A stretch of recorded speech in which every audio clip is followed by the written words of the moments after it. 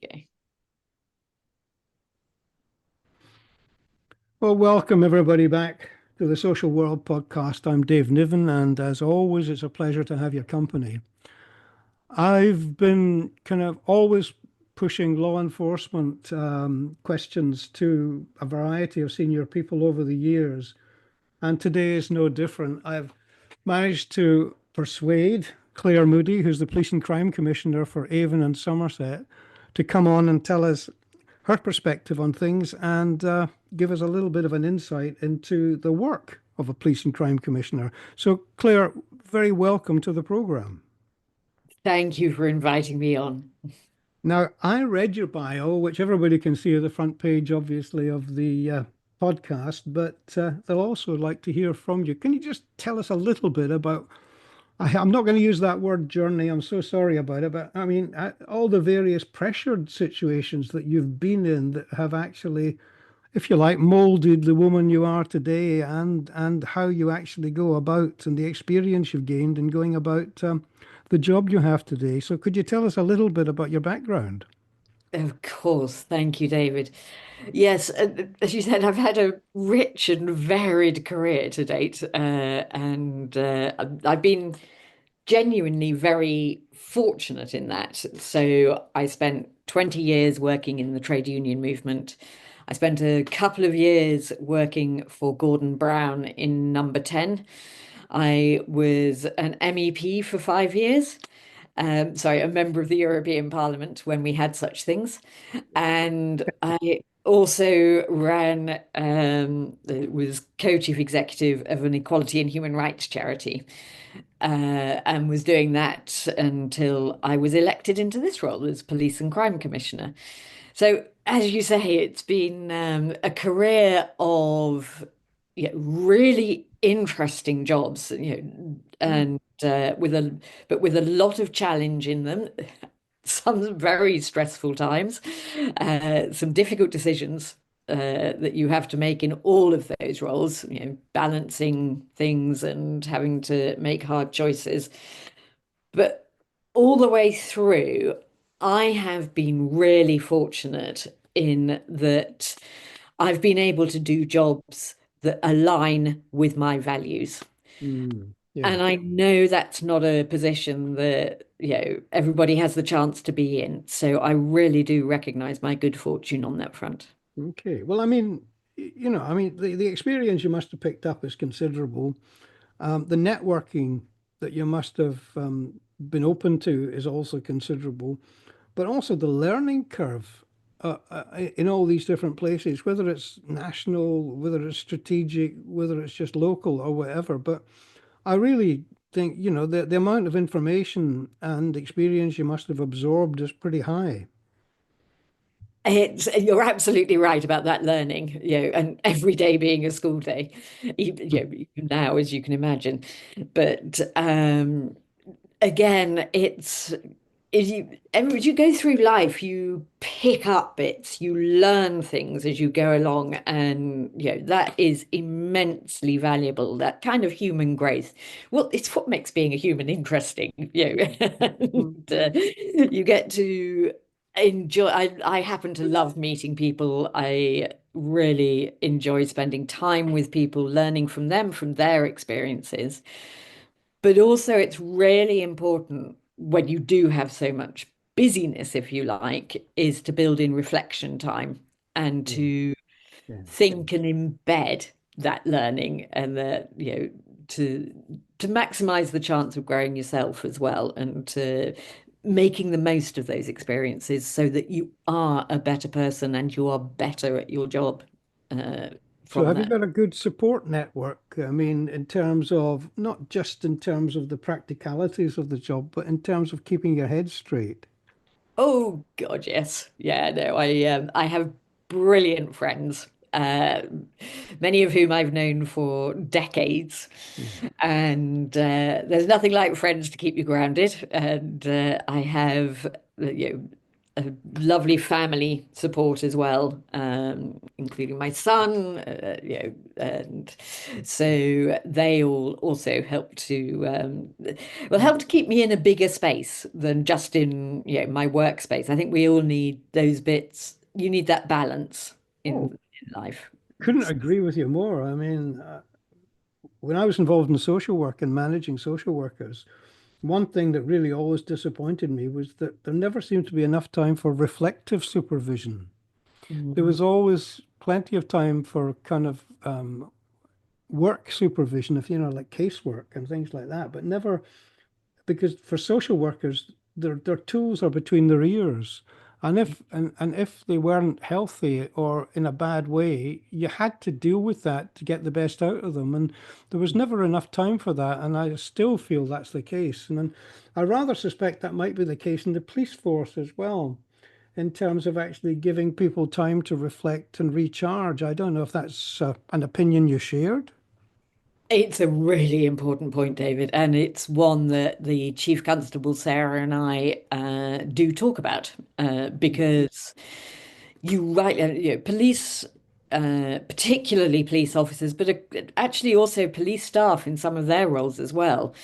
They face situations that thankfully you and I rarely ever have to face. They go into situations, they are involved in work that involves trauma, Mm. either their own, direct trauma for them, or trauma in the cases and the people that they are talking to and helping to support. And so that reflection and that, kind of that emotional intelligence, if you like, and empathy and support and resilience, the resilience that they need to have, that stressing that in supervision and work with the officers and staff is really important. Good. I really hope that the work that you're doing and the messages that you're putting forward, a bit from what you've just said there, are helping people realize that stress is quite acceptable to talk about. Oh, it's so important that we do. It really is. And it goes, your question about the wider support network or, what's happening for the officers and staff in Avon and Somerset Police. It's that balancing for people that, if you ignore it, it gets bigger and it gets worse. We know that, you almost don't need to know all the evidence base there is around that. You just sort of almost instinctively know that. So yes, it's a Yeah. fundamental conversation, and I thankfully think we are getting better at it, and as a society, acknowledging it more, Well, largely because very, very brave people have openly talked about their mental health challenges and the well, of need. course. I mean, it's been through quite a lot of challenges in itself. I mean, it always has, but essentially nationally, I mean, Yeah. policing has been under so much of the spotlight in terms of individual challenges, but also societal kind of challenges, and kind of the way that the police forces are regarded in the community has kind of fluctuated, hasn't it, over the last sort of decade, and in terms of people being quite safe and feeling safe to people feeling totally unsafe. I mean, it's a real problem, I suspect, that you've had to wrestle with. Very much so. This the trust and confidence piece, as it's labeled, if you like. That is really it is a fundamental piece of work in terms of needing to rebuild that, because as you say, there's been a lot of high profile stories that have revealed some real issues inside policing that have to be addressed. And that is part of my role, that governance and scrutiny Yeah. role, Yeah. is to call out, respond to those culture problems as well as the individual cases that they've been in Avon and Somerset as well as in the other forces, most particularly of note in the Metropolitan Police. Mm, yeah. But that again is core to getting policing right is actually facing up to those problems and responding to them. Okay. Well, we'll talk. We'll pick them up as we go. But let's maybe start at the beginning, if you like. I mean, you're elected till 2028. Um, Therefore, you've got quite some time to go in your term of office. Was it what you expected? Uh, Believe me, it doesn't feel like a long time left. It feels like only 3 years now. Nearly had 8. I've had 10 months in the role. But is it what I expected? Do you know Yeah. what? It's it's better than I expected. I wanted the job, and obviously, because I stood for it and went through all of the election and all the rest of it. Mm. But it's, I think, and I wanted the job because there's opportunity and possibility to do things in this role. But I've discovered that there's even more opportunity than I had realized, and that is immensely satisfying. So I am so pleased to have this role, and yeah, it's more than I expected. Well, I'm very glad to hear it because I mean, I suspect some people, possibly think that the PCC is a placeholder rather than an active instrument of change. And from what it sounds like you really favor the latter. Oh, completely. And politics, the point of politics is to make a difference. The point of politics is to change the world for for the better. And so I, I would be so frustrated if I was just sitting there, kind of being a thing rather than actively doing change. So I'm Yeah. very pleased to report that is not what this job is. Okay, I think people will be pleased to hear that. But I mean, generally speaking, well, let's kind of, if you like, mark your card. And I mean that nicely. I mean, I'm looking at the strategic crime plan that you put together Mhm. from 2024 to 2029. And that Yes. you had 5 particular areas that you've highlighted in it. I'm sure there's more, but just the 5. Can I take you through them and ask your opinion on it? The strengthening neighborhood policing was one. Mhm. How's that going? So there's a couple of key developments on that, which I'm really pleased about. I mean, firstly, the reason it's in the plan is because everywhere I've been, sort of every conversation or meeting that you have at some point touches on wanting a local connection between communities and the police. And neighborhood policing is where that is most evident and sits most strongly. And it's about, again, sort of difference in communities. So, in terms of the changes that are coming about in that area, one is I'm delighted that there has been 200 million pounds additional money explicitly put into neighbourhood policing from the government since the end of last year in 2 tranches, one in December, one in the last month. Hmm. And that is enabling me right now. We're working through the numbers, but it means that we can get more police officers into those neighborhood teams, which is really, really important. So that people should start seeing that difference in the coming months. We're not going to reach nirvana, but we can see some change on the horizon. How's that working with Sarah Crew, the Chief Constable, in terms of, because boots on the ground is a challenge for all forces, as far as I understand it. And Avon and Somerset's no different in terms of recruitment and maybe even retention. I don't know. But I mean, obviously, if you're ramping up, as it sounds like, your kind of approach to neighborhood policing in response to the public, I mean, you need to have people to put in the neighborhoods. Is that okay? Is that working out? Yep, we are working, absolutely. We are putting, moving resources around a little bit, but it's putting experienced people into the neighborhood teams, which is also really important.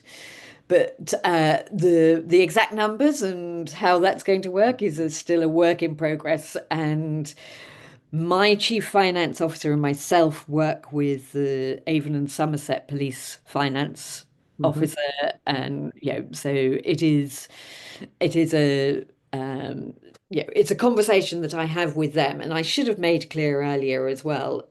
This is coming through from the Home Office. It's national policy, so I have a role in this to play, but I am not operational. It is very important to state that I don't make operational day-to-day decisions. Mine is that strategic involvement.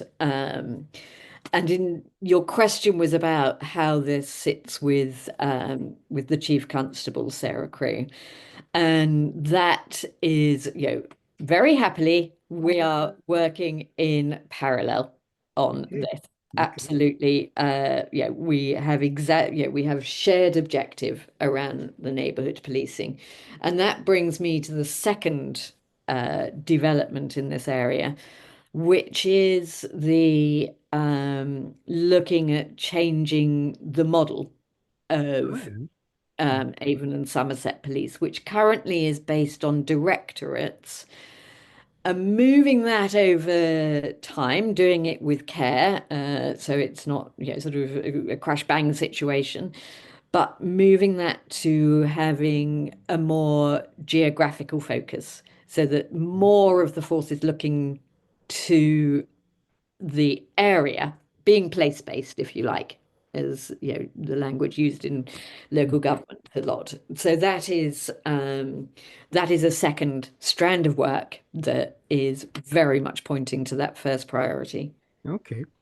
Well, look, let's move on then. Take the second of the key areas that you've kind of highlighted in the crime plan, and that's the reduction of violent crime. Mm. I mean, obviously, nobody's going to argue with you on that one, but how's it working out? It's well, that is a sort of a huge amount of, a huge focus, and it's not something that you can go, right, I'll do this and that will change Yeah, of in course. that. Yeah, no, It no. so there are two particular strands of work under that. One is tackling serious youth violence, Hmm. and one is tackling male violence against women and girls. And Mm, mm, both of those, you have to commit to the long term in terms of interventions and recognize that what you do has to be focused, it has to be evidence-based, and it's not going to have immediate impact. But I do, through my office, we run the prevention partnership, mm, violence reduction partnership. mhm. And that has a sort of hub and spoke model. So in Avon and Somerset, we have 5 local authorities, and the VRP works with all of those local That's authorities. the violence reduction program. Partnership, Partnership. absolutely. Yeah, sorry, Yeah. right. Okay. So we have the hub of as we call it, the VRP, that sits in my office. And then that hub links to the spokes, which are in the 5 local authorities. And that works a lot. It works a lot on how you successful interventions around, for example, mentoring with young people. Mm, It's about education programs. It's so many other kind of either group level, group based, school based, or individual based interventions that are about giving young people opportunities and different paths forward than the ones that they may have seen laid out in front of them yeah. before the intervention. It sounds very much like, and I agree with you, but it sounds very much like it's not just don't do it or we'll punish you. It's very much listen. the reason we're telling you not to do it is this could change your life and this could be educational and this can give you opportunities elsewhere. And there's far better ways to do things. I mean, I'm not talking about the violence against women because I That's do just, actually feel that's still quite endemic in society. And I know yeah. that the chief constable has been pushing, is it Bluestone? I'm trying to think, remember the Yeah. initiatives that are going on, and that all power to it. But I don't think we're going to solve that one. And I very sadly think we're not going to solve it within your term of office, unless you get re-elected, of course. But effectively, the preventative side, which is effectively that's the third spoke in your plan, isn't it? The prevention as of everything, and I presume that folds down to things like county lines and knife crime as well, and young people. Of course, and that's part of all of that work with the VRP and about my work with partners and the commission services that come through my office as well, in all sorts of areas, in particularly in relation to victims, but also in relation to reducing reoffending work as well from people who have been in the criminal justice system and trying to give them an alternative future. Yeah. Do you feel? And I mean, sorry, finish. You finish. yeah, no, I'd love to talk about the Vogue work as well. And We'll come to that. Actually, don't worry. I'll give you a chance to talk about that. I just wanted to pick up one thing as you were saying that there, because I wonder how you felt about the fact that in Britain, or certainly in England, I think it's Britain, we lock up far more people than any other European country pro rata. yes. And I'm wondering why you think that is. I mean, it's a hugely difficult question. But it just popped into my head there when we were thinking about prevention and actual maybe rehabilitation after prison and so forth. And that's something that the police do get involved with. Yeah, yeah, and I don't have an easy answer for you for the why. Mm. I am really there are, as you can imagine, I'm a politician. I'm a Labour politician, so I have sympathy with this the current government. But one of the things I think they did at the start of the term of office in government was they commissioned David Gauke, who had been a Tory minister Mm. Yes, in yes. this area, Yeah. and they commissioned James Timpson, whose brother was a Tory MP. But the Timpson family famously have been very proactive around employing ex-offenders in Timpson's, the key cutting and shoe repairs company, and Yeah. James Dixon is in doing a review for the government around prisons, and David Gauke is looking at sentencing as well, so that we can look and base policy on what works. Because you're right, we have, I believe it's the second highest rate of imprisonment out behind America of adults. And we have high levels of reoffending when people come out of prison.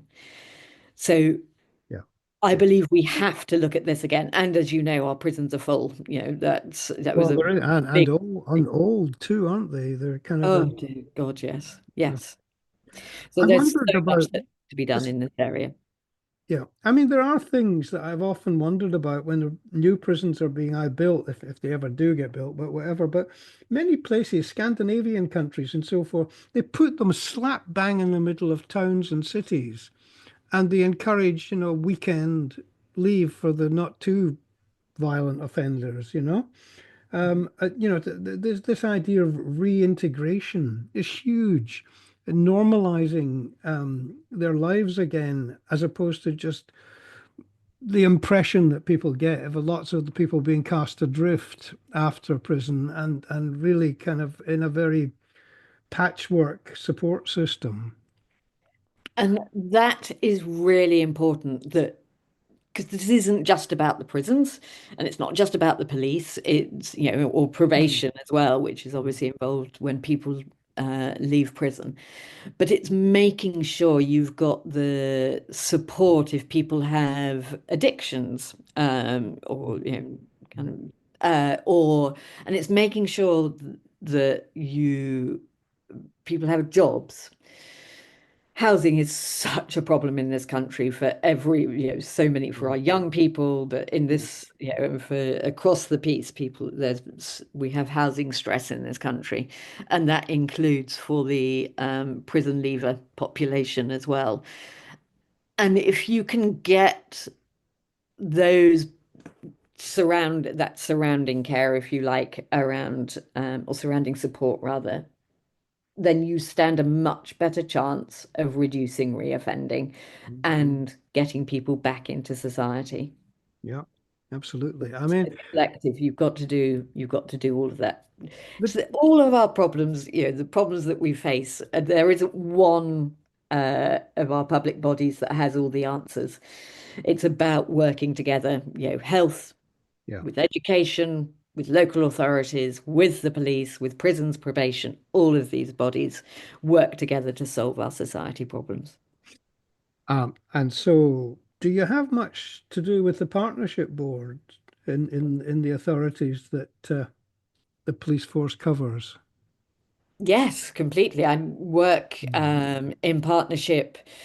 Well, the Violence Reduction Partnership has its own executive board, which I chair. I chair the Local Criminal Justice Board, which involves partners from across a range of organisations. Mm. I work with the integrated care boards, which are the health boards, and well, at the moment with NHS England, uh, that there's being currently, I think there's been an announcement about changes to that. But all of these different areas, it's fundamental to work with them. And my role is Mm. very rooted in that partnership working across So, the. right. So, what do you do in the afternoons? As I joke, sometimes my Sunday evenings are my own. No, fair enough. I take the point. I was fortunate enough to chair a couple of safeguarding boards myself, which are now called partnership boards, and Yeah, I'm fully aware of the choreography required. Let's put it that way. yeah, Actually getting to that point, which I totally agree with you on about the importance of working together. yeah. Okay, look, survivors is another area that you've highlighted specifically within the crime plan. Mhm. Um, could you just say, are there any developments that you're actually seeing or aspirational developments you'd like to mention? So just recommissioned the victim survivors support for 7 years, and that's got several strands of work within it, which is the general sort of adult victims of crime support, which is done through victim support, but also working with NextLink and SafeLink around independent sexual violence advisors and independent domestic violence advisors, who are known as ISVAs and IDVAs. Uh, Working with, you've got an explicit strand of work around children and young people who have been victims of crime as well. So, yes, there's that is a significant part of the sort of funding of commission services that we run through my office as well. So it's It a sounds like big, there's positive steps happening. yeah. And we were talking about the violence against women and girls, and you rightly mentioned well, there's been two real innovative pieces of work that have and are happening in Avon and Somerset, and that the Chief Constable Sarah Crewe was instrumental in making them happen. Was she led on the work which was called in Avon and Somerset. It was called Project Bluestone, and which has become a national operating model which is called Operation Soteria, and that is around rape and serious sexual offences, what are called RASO. Mm. So what is now happening, and I'm delighted to be underwriting the funding for this, or actually, covering the funding for this, is developing that model into looking at domestic abuse. And Okay. that is called Project Brightlight. And where, really important work and really important experience from Operation Soteria.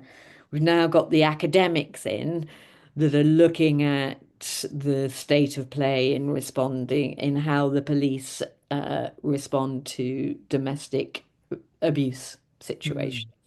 But doing that, and the reason I bring it into this conversation or this part of the conversation is that it is really important because the objective of this is that we increase the number of victim survivors that feel able to report and to engage with the police in with regards to what's happened or happening to them. Mm. And to do that effectively, yes, we need the police to respond well. Yes, we need there to be empathy and understanding and perpetrator pursuit in this place.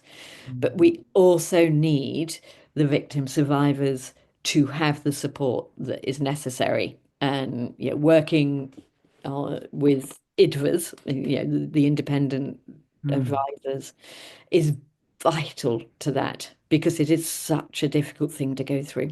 Well, there's two things there. I mean, it's great that that program is actually gathering speed. That's good. I mean, but there are a couple of things that I'm sure that are maybe outside your control. I don't know. But one is the issue of trust Mhm. from the public in order for survivors. I mean, I remember this in social work. I've seen it in church, all sorts of places. It needs that trust to come forward Yeah. and actually have a better view of the police that that's somewhere where you can go for help, somewhere that will help you.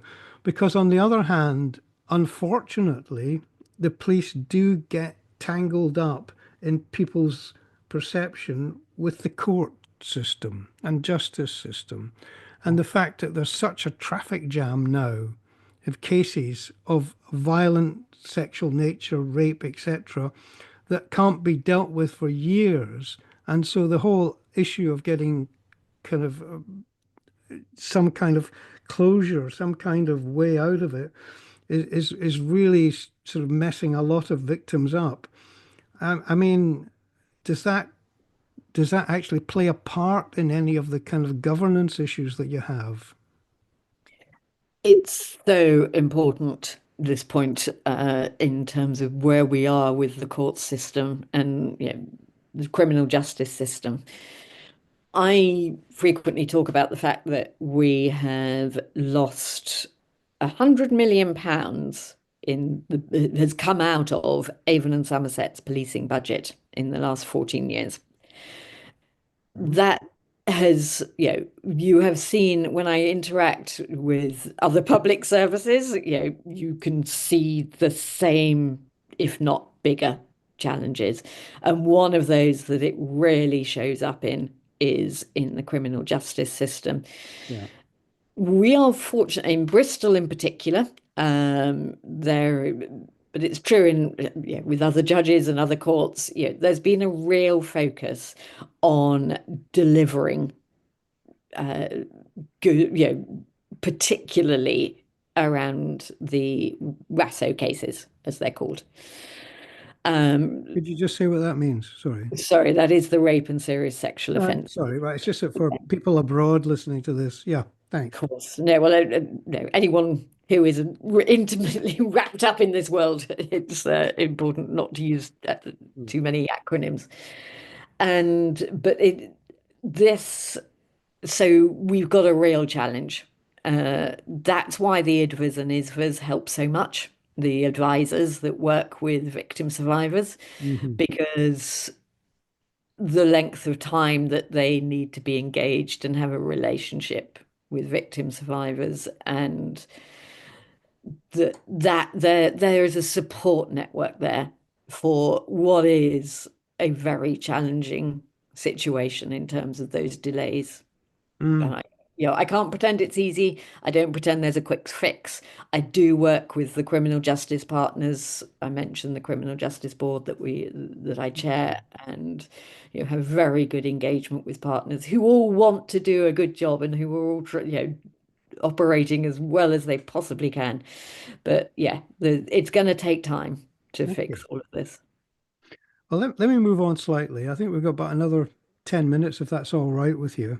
Um, I think let's talk about what I would call the more contemporary, newer safeguarding challenges that law enforcement and various other sort of statutory bodies are facing, such as cybercrime, grooming on the internet, human trafficking, slavery, modern slavery. All of these are absolutely huge in terms of numbers, and in terms of money, and in terms of organized crime, and in terms of the worldwide reach, because the world, as we all know, is shrinking, to use a kind of a fairly hackneyed phrase, but it's true. How does the force kind of compartmentalize it? Because these are now emerging as huge areas of threat to the community. And I just wondered if you could say a little bit about how you might actually sort of restructure that, or have you even got the resources that are needed to tackle that kind of thing?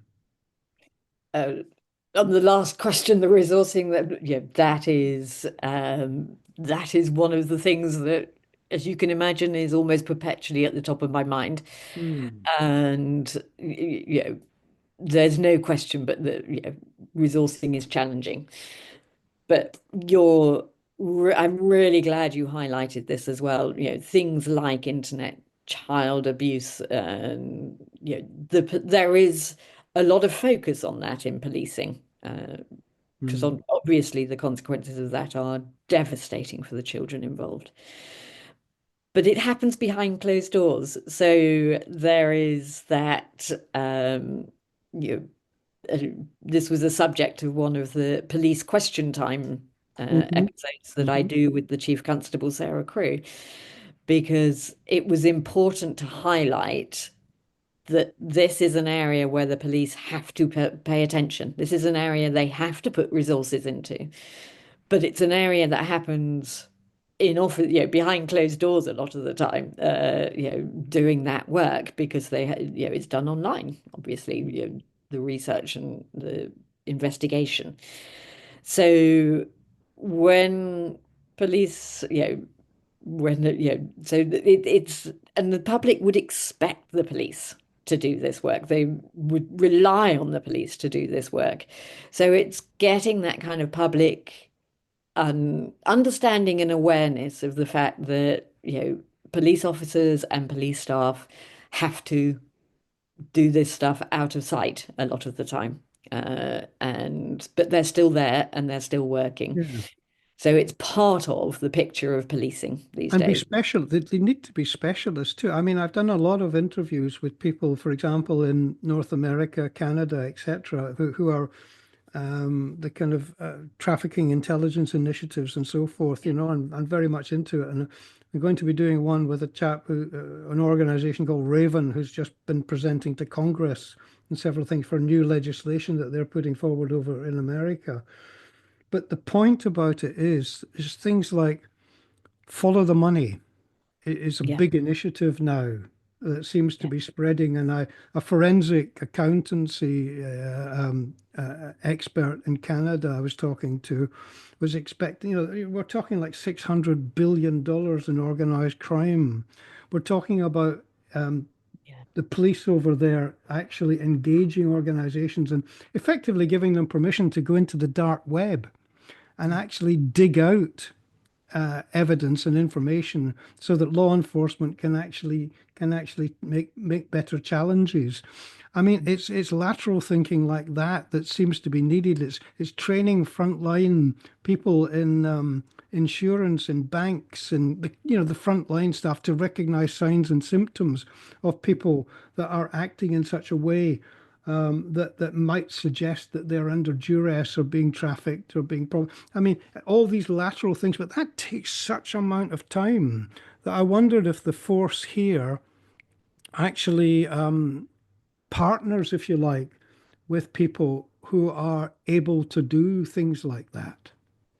There is partnering that goes on in this, and there is, both the sort of outside of partnering, and there are very good organisations that work closely with Avon and Somerset Police to in all sorts of areas where we know that trafficking and human slavery goes on.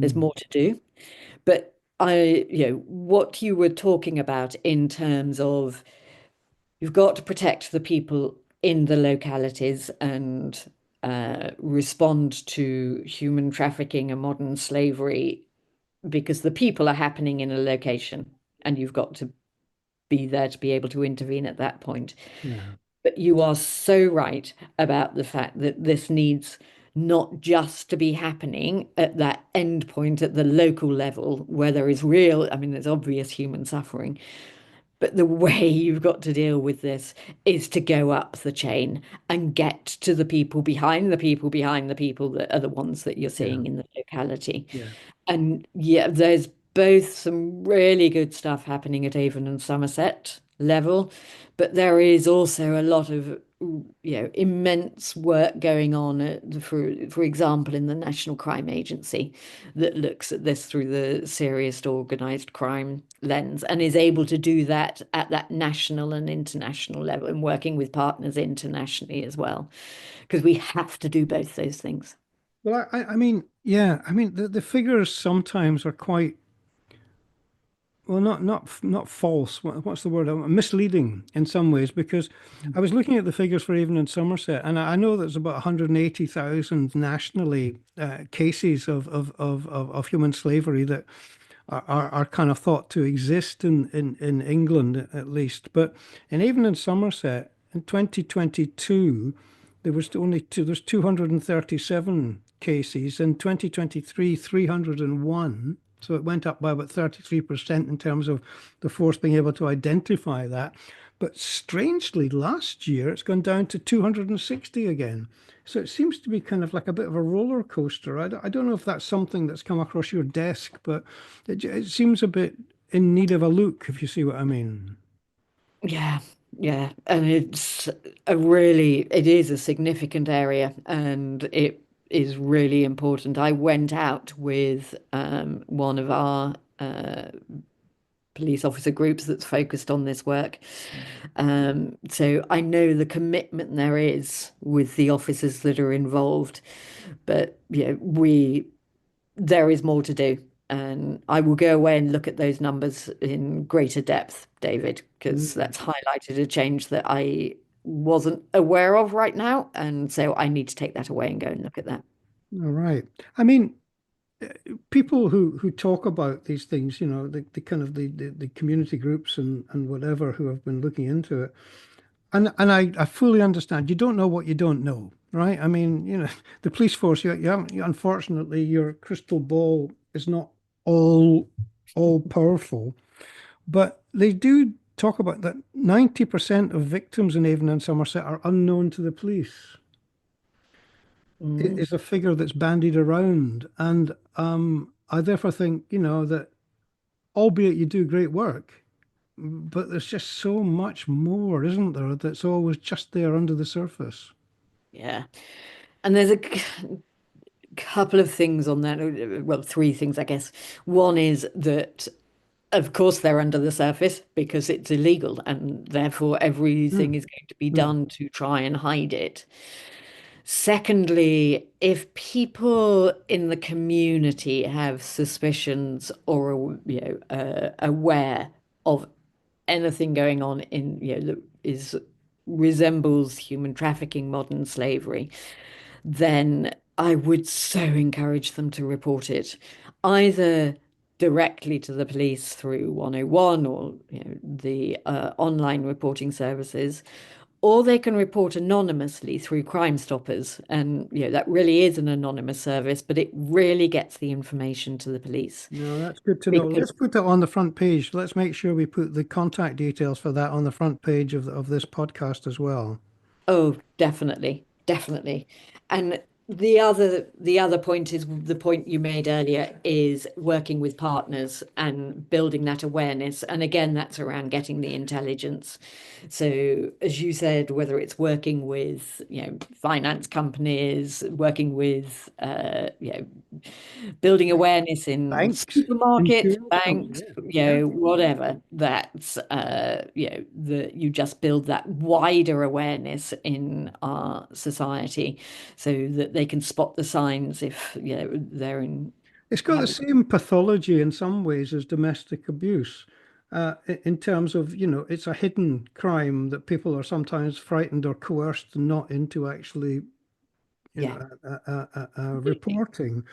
Yeah, And therefore, the success you're having, I mean, I use the word advisedly, and I'm sure you would too, but it does sound successful. Some of the initiatives you're doing on domestic violence, I mean, that would translate laterally to a lot about kind of people who are being trafficked, or people who are being coerced, or people who are being forced into situations where they're enslaved, in all its different forms, because it's not just sexual slavery. We're talking obviously workplace slavery. We're talking labor yeah, slavery. We're all the different sort of things, as well as kind of the supply chain problems of what we eat and what we wear and who makes them and what kind of conditions they're in and so on.